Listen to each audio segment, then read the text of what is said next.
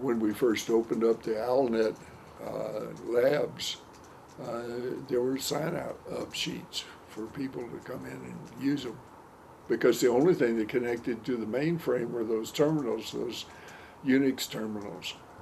Unix was the language that the computers used as an operating system. The operating system for the computers was Unix in ALNet. I ran a course called, this course 220, that I ran for a long time. I mean, it had 300 students in it at a time. Wow. Most of the engineering students took, who wanted to learn at least the languages on ALNet for engineering, took that course. Mm-hmm. And it was broken up into parts, but it was there was no lectures. It was a self-paced course.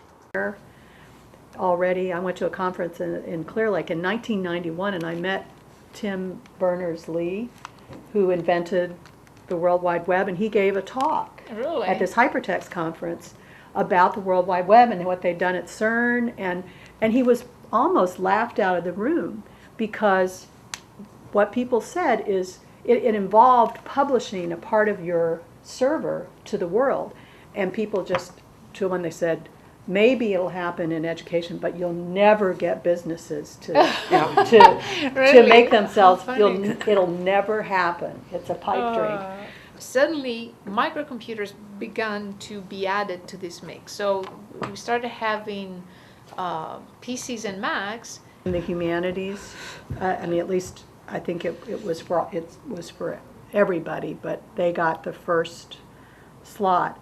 So Wayne Crane ordered these 45 machines, and then he quit. He got another job, and they hired Art Gorski as a contractor. How it started, but in order to extend a campus backbone that connected all the buildings on campus, you first had to address the other end of the terminal end of that network to get connections. Where was it? Because there were no connections in whole buildings like Razor or Lovett or information technology side.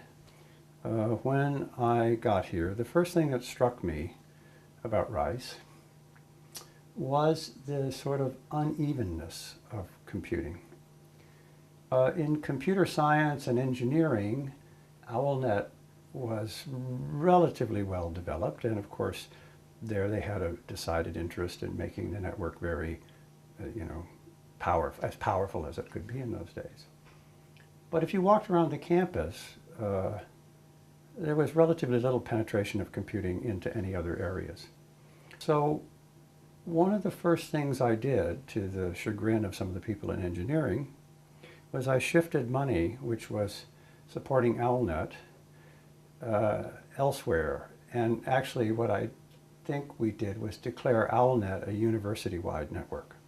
And that enabled me to fund a number of things, labs in the colleges, some extensions. We got a capital commitment to extend the network to the colleges. It did not go there before. We wired all the rooms. Dale Sawyer came in and said, hey, can you download this thing? Can you install this NCSA package? And yeah. So it was like, oh my gosh, this is unbelievable. I remember the day when Dale came in and he said, can you do this? And what does it do? And I said, come and see. I have it on my computer. And so I put it on all the servers, and then I started playing with it. And it was just like, oh my gosh, this is, and I kept thinking in my mind, oh wow, I hope they put the library books in there. Oh, I hope you can do, tickets in there. Yeah. I mean, it just came to me, oh my gosh, I hope you can do, and I even thought, I hope you can put your news up there and other people can see your news.